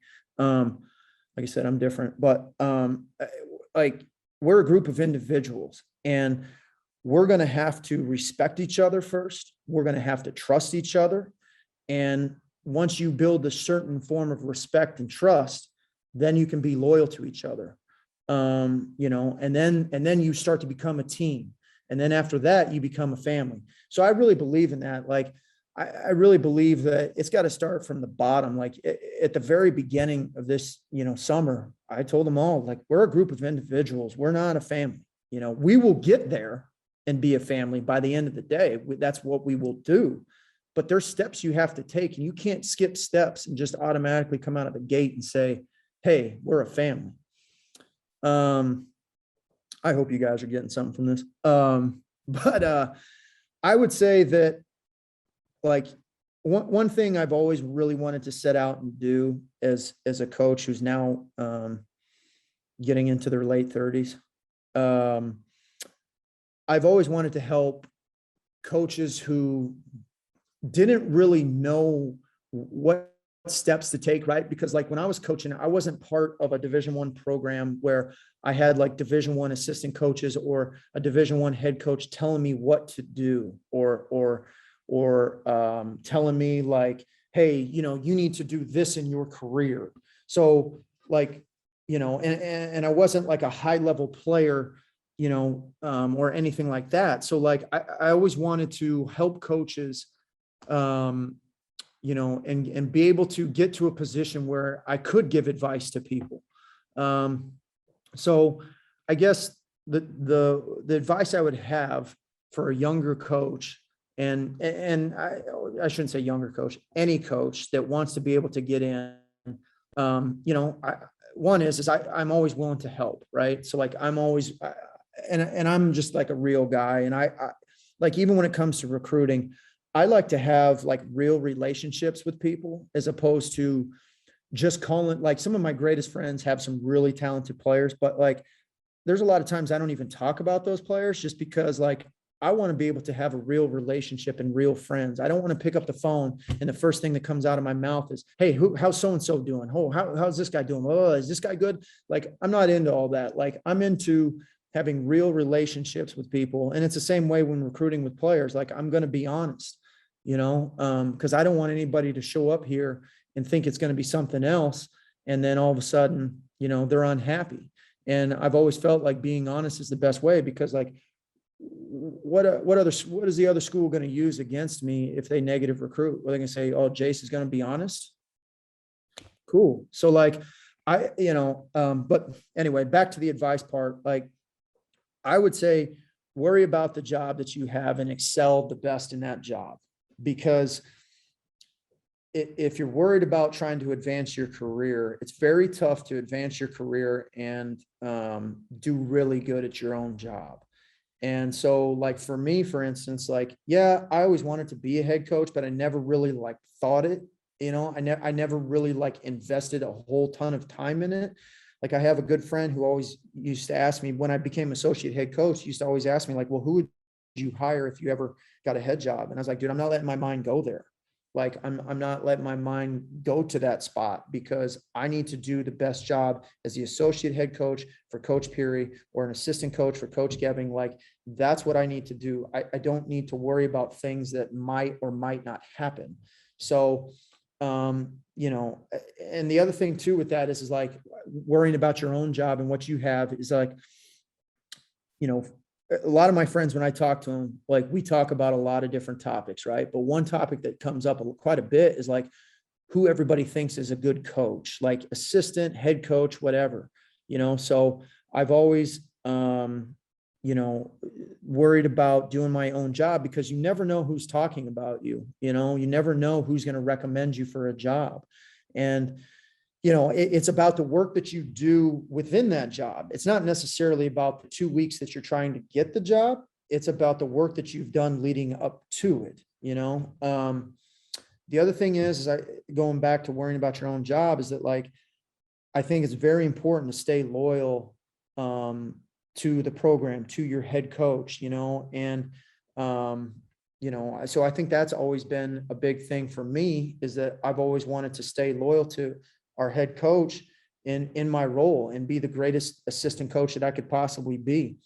The other thing I'll say is that a lot of times, like, and I've been there, right? Like I said, I lived in a dorm room. I, lived on the ground and the whole deal, whatever. So I would say, like, when you're going for a job, if you don't get it, like, don't get down on yourself, don't get negative, and don't turn bitter, because there's a lot of guys a lot of times, like, when you don't get a job, like, it's tough, right? Because you think you're struggling in your own mind and you end up becoming bitter about it. And that doesn't do you any type of good, or the other thing is like, guys will do this, like, compare, if another guy gets another job, they'll compare what is going on with the job instead of just being happy for somebody. Like, for instance, when Mike got the job last year, I was so juiced and so excited and so happy for him. Like, I didn't like go like, man, like, I wish I was like, no, like, I was probably more excited than he was for him. Like, and so, like, losing yourself in other people's success is a big thing. Like, I think it's just a great quality to have. Like, in my personal opinion, it's a great quality to have to just be for other people's success, and don't worry about if it's going to pay you back or not. Like, that's just the type of person you should be, and I think the other thing too, is that, like, there's no single path, right? So, like, everybody takes a different path to get to where they're at. And, my path is going to be different from somebody else's path and be different from everybody else. Like, we're all different. So, I don't believe that there's one single path, because then we would all be on the same exact path doing the same exact thing. So, I would say, just do well in your job, stay loyal to your coaching staff. If you don't get a job, don't be bitter about it. Don't try and compare yourself to somebody else. There's no single path. The other thing you can do is, like, find out who you think is going to be the next head coach, or who is head coach material, and try and develop a real authentic relationship with that person. I would say there's a lot of guys in Division I right now who are really close to being head coaches. And if you want to try and break into Division I, then, like, you need to know those people, so yeah, man, that's about all I got. I think I went a little long, but if anybody ever needs help with anything, please reach out. And I'd love to do the best job that I possibly can to help as many people as I can. Chase, that was awesome, man. We got some questions for you already, but that was great. We definitely got a lot from that. Chad, you want to unmute yourself and ask your question? Yeah, thanks, Coach Coburn. That's awesome. Like I said, Coach Spo, as a Poland kid, I just graduated from PSU, so that's awesome also. But my question for you is, so do you tend to recruit players that, like, have your same energy? And also, just, like, how do you deal with players that just aren't as receptive to how your energy is? So that's a great question. Yes, there's certain characteristics that I look for in people that are very, very important to me.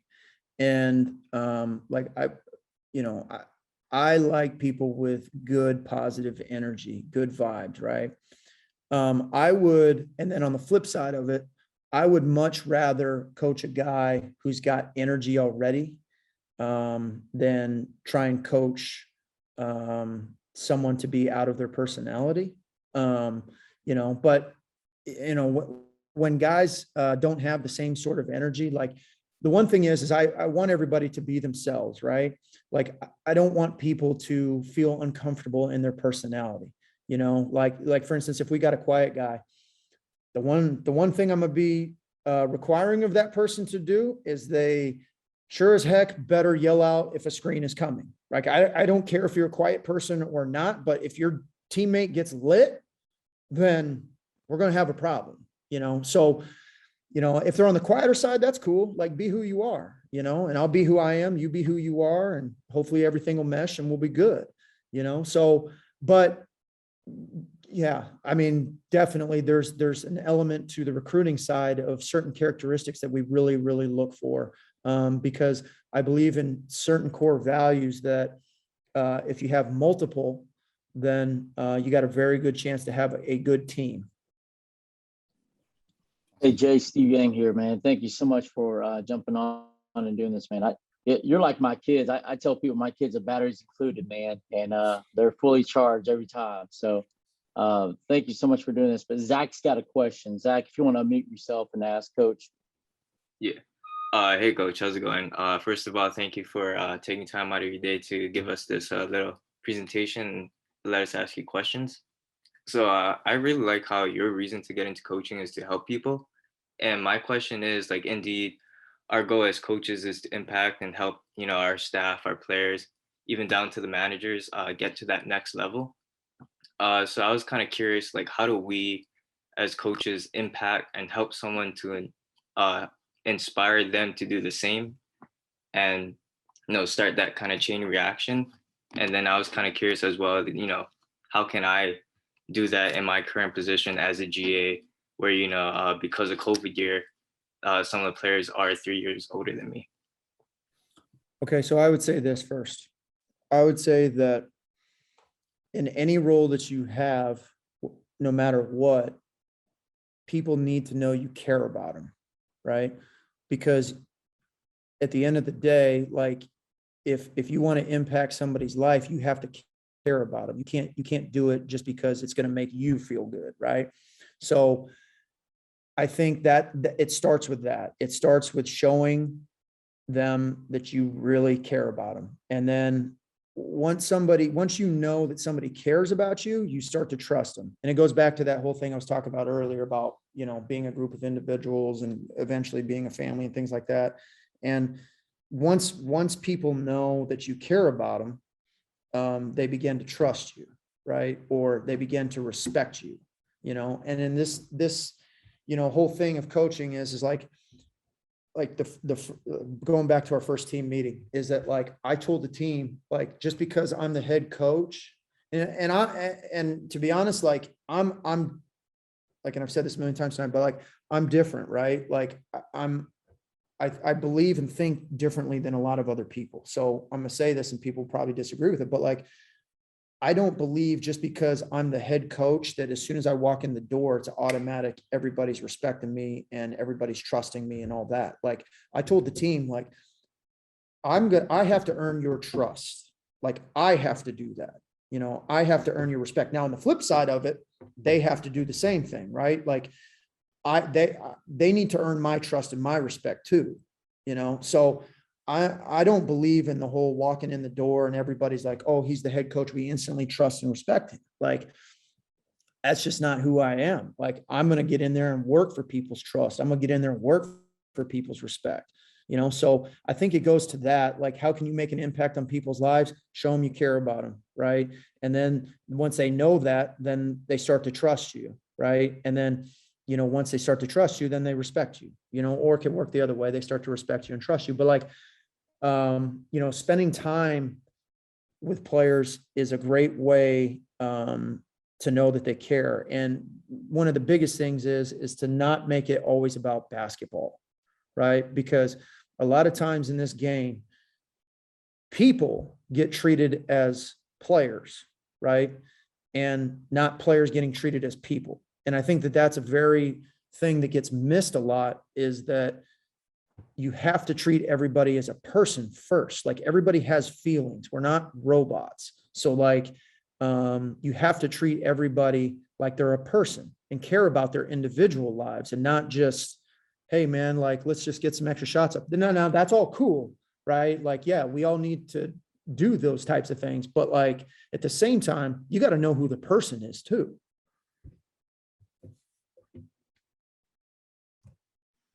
Cool. Thanks, Coach. I just heard a lot about like relationships, and that's in your recruiting, that's in your coaching, that's with your players.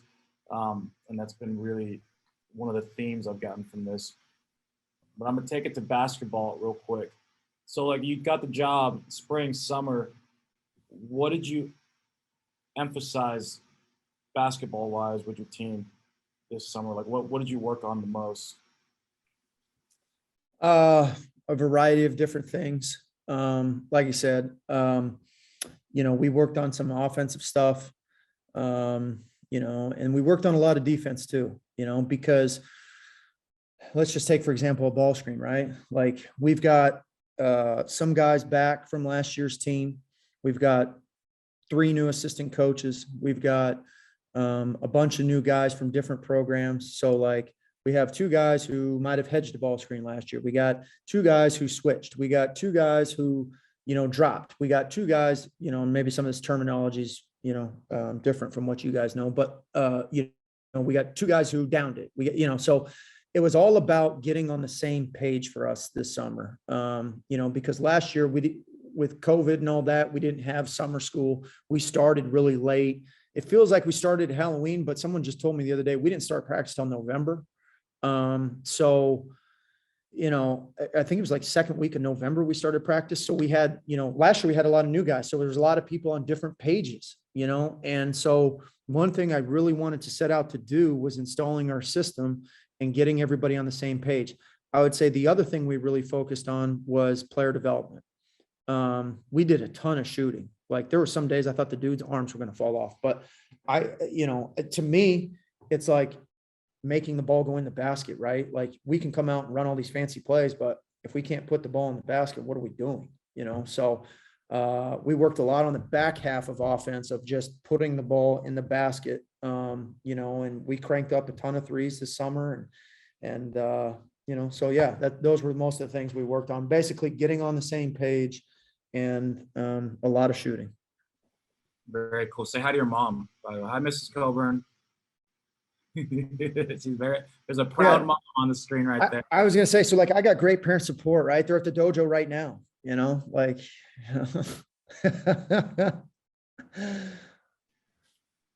Coach Yang, you said, yeah, Jace, man. Hey, welcome again. And thank you. I'm actually going to let Lawrence go real quick. Lawrence Bongon, you there?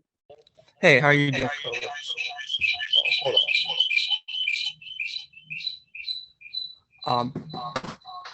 Sorry, I'm in like 2 different things. It's all good. We're having fun. That's what it's about, right? Having fun. I think this is better. So my audio is kind of messed up on the computer, so I'm in 2 different things.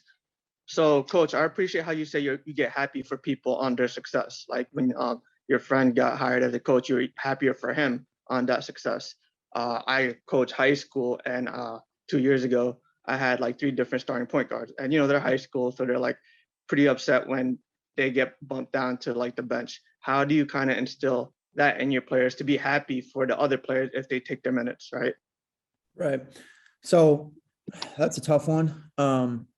And it's like, so it's a lot through personal experience, right? So when I played in college, I didn't get to play a lot my sophomore year, and I sat on the bench a lot. And actually, my college coach came up here a couple months ago, Cleet Adelman. He's a Hall of Famer in the California JUCO. Anyway, so I didn't get to play a lot, and so my thing was that I was just going to sit over there, had the best positive attitude I could possibly have, and stay ready, because you never know like what can happen. So one night I got an opportunity and I got to play, and we won. And so, since I've been in that situation, I can relate to it a lot better than maybe somebody who's never been in the situation, because I've been through it. I've been through sitting on the bench and working hard in practice. And, the thing is like, just because you work hard in practice doesn't mean you get to play, right? Like that's the standard, right? Like if you don't work hard in practice, you don't get to play. It's just like for me, like defensive rebounding, like you have to defend and rebound to play. Because you defend and rebound doesn't mean you get to play. And it's the same thing, because a lot of kids think a lot of times, well, I'm working really hard. Well, a lot of times like working hard, just it's not good enough, So, it's definitely guys buying into a team situation and being all for the team, and it's a lot of it's a case by case basis. Like, what is motivating the player? Why is the player thinking that, and things like that. And for me, like as a person, I just think of everything in positive terms, right? So like everybody laughs about my car. Okay. So like, here's the deal with my car. I'll tell you guys what the deal is with my car. Okay. So back when I was living in low income housing, I didn't have money to get my car fixed. Like the AC, I didn't have money to get it fixed. So I had three choices. I told someone this the other day, not about the car, but just about living in general. You got three options when things aren't going well for you. You can either be upset and pout about it. You can say it is what it is and just keep it moving. Or you can see the positive in everything. So like, I just flipped it in my brain and was like, all right, like I don't have money to fix this. So am I going to complain about it? No. Am I just going to deal with it? Well, that kind of sucks. Like that doesn't sound very, very good. So, okay, cool. I'm just going to turn this into a positive. And like you said in the thing, like, I'm just going to turn it into a mental toughness deal. And that's just, that's me personally. Like I want to view everything as a challenge and then flip it to a positive. Now, I'm not a perfect person. Like when stuff isn't going right, of course, when my AC went out, I was pissed for like a day. And then it had to be like, all right, dude, like you got to get it together and get this figured out, because you either way, you don't got the money to get it fixed. So what are you going to do? And it's the same way with playing time. Like, how are you going to think of it? Like, are you going to try and make your team better in practice every day?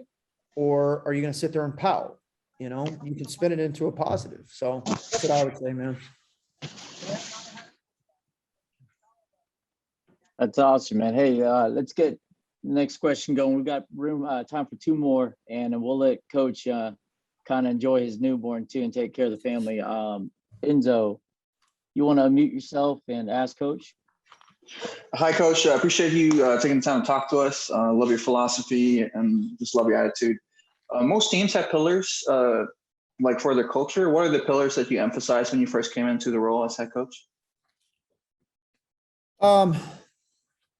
Okay, so, obviously earlier I talked about some things, and I would say it kind of goes a little bit back to my martial arts background, right? And how I grew up. I would say things that we look for is toughness. And I don't mean the toughness of like, physically tough. I mean, like mentally tough, like when you're in adversity, like how are you going to still be able to function at a high level? Like to me, that's being mentally tough is being able to function when things aren't going right. It's still at a high level, not just to get through it. So I would say toughness, self-discipline on and off the floor. Like, are you a self-disciplined person? Respecting others is a big one for me. And then a sense of loyalty and faithfulness, and I don't know. I mean, we're in the Asian Coaches Association. So like right now, so like maybe there's some other people who've done the Dojo Kun, but that's how I grew up, that's what I did. So, so I'd say that. Cool. By the way, Jace, you talked about it a little earlier. Coach Teo, you're going to ask our last question, but Jace, I remember last year I was bitching because we weren't back. I thought we were last here at UCR, and I was like, God, we're not back. It's October 1st. And I just talking to we finally got back October 1st, and I was talking to Coach Coburn, who was in even, I guess, more detrimental situation than preparing. And he had an amazing attitude and kind of set me right and got me right with what we were going through based on what they were going through up there in Portland. So again, this is real Coach Coburn. Coach Teo, you want to ask your question, but unmute yourself. Yes, sir. Yes, sir. Thank you. Coach, how you doing? Hope all is well. This is Teo. I'm a player development assistant coach at Portland Community College, right down the street from you. Thanks for joining. So it's kind of just a two-part question. Being at the JUCO level, all my guys, they want to go D1, right? Like they that's their focus. They come in, they say, hey, Coach, I want to go D1. What would be just some basic advice that you would give to JUCO players who are looking to possibly play for your program or play at the D1 level? And then the second part of the question is, for myself being a JUCO coach, eventually wanting to get into getting onto the D1 level, what is some advice for JUCO coaches out there that are wanting to get to Division I level? Okay, so I'd say for the players, I've been in junior college, right? So, I know that obviously academics is a huge thing. Having your academics lined up, you know what I mean, to make sure that you're going to graduate, or if you're a qualifier, make sure, eligibility works. So, and that's with any player, not just JUCO guys. Like that's the high school kids, prep school guys, transfers, all of it. Like everybody, should have their academics in order, to be able to give them the opportunities that, they need to have and that they're working for. So I would say that is one. Two, I would say that like you're always being watched, right? So whether it's me having a conversation with you about your players, then I listen to your opinion, right? But if that player's not impressing you, then the conversation is going to be probably pretty negative. Or you never know who's sitting in the stands, right? Or you never know who's just like lurking around the gym. Being in Portland, 10 minutes away from the Moda Center, we have like NBA people who just happen to walk in the building sometimes. So I tell the guys like, dude, you never know who's going to walk through this building sometimes. So I think it's that. I think it's being conscious of knowing, that you're always being watched, knowing that your social media is being looked at and things like that. And a lot of team building comes through a fit, and it's the same way for coaches. Like staffs come as a fit.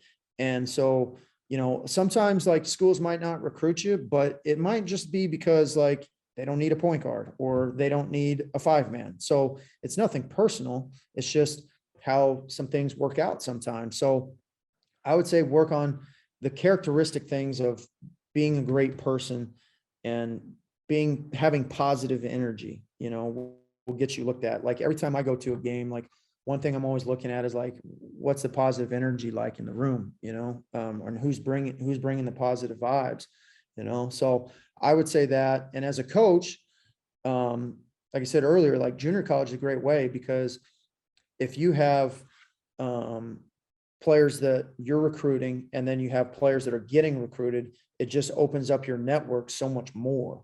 And so,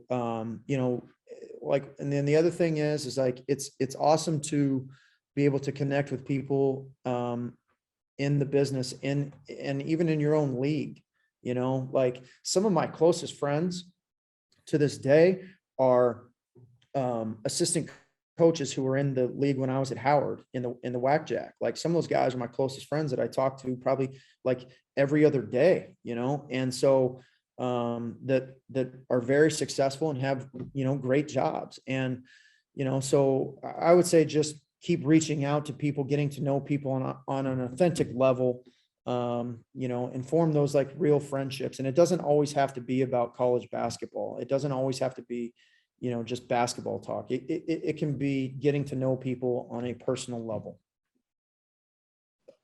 All right. Thank you. I appreciate you. Look forward to connecting with you. Yeah, man. Come out anytime. All right. Chad, you too. If you want to come out, come out. Thanks, Coach. I coach at Sunset High School in Beaverton. So like I said, I graduated PSU this year. So it's really cool. The Stotts gym is gorgeous. You got a nice arena, man. Yeah, I remember that was really nice. We opened it up for you 2 years ago. Opening night. They handed it to us. Jace, you got any closing thoughts before we close this thing out? No, man, I just appreciate everybody's time. I hope somebody got something from this, even if it's just one little thing, reach out to me if you got any questions or need any help or anything like that. I appreciate everybody's time. Jace, a lot of people did want to reach out. So if you're brave enough, if you want to put your whatever info you want in the chat, feel free. But that was enormously motivating for all of us. I'm gonna put my email in here. And you want to put your address down for the party that's next weekend so everybody can go to that at your house too? I'm all for it. There's just a lot of baby stuff around nowadays. It's hard to even have the guys. It's even Hey, hard to have the guys. It's free food and catered, right? You know. I know, always. It always is. But no, I appreciate you, man. That was awesome. I took a lot of notes myself, so really cool. Thank you so much for your time. I know how busy you are on both ends, home and work. So that was fantastic. Santos wants to know how you're going to play this year. You can hit him up after. I'm sure there's a ulterior motive. Hey, you can blame him when you ask me what we've been working on this summer, because you know you can blame him. Smart. Well, thanks again, Jace. Appreciate you. Coach Yang, before I close this thing out, do you got any closing thoughts? No, I just want to say thank you again, everyone, especially the speakers, everyone here listening and sharing the word. This support wouldn't happen without y'all. I mean, it matters and it means a lot. So keep spreading the word, keep spreading the game and sharing it as much as possible. A special thank you, very big thank you to Mike, you, Connor, and Garrett for putting in a lot of work in this. And this is, like I said, this won't happen without y'all. And thank you for being patient with us. I know we've been getting a lot of people hit us up regarding wanting to do this again during the COVID year. After COVID year, there's a lot of stuff going on between Mike and I. Mike transitioning one seat over, me transitioning job, and Mike having a baby and all that. Just a lot going on. So we want to make sure that we are able to keep a job in order for us to kind of get this rolling too, right? So that's really important. So thank you all for being patient.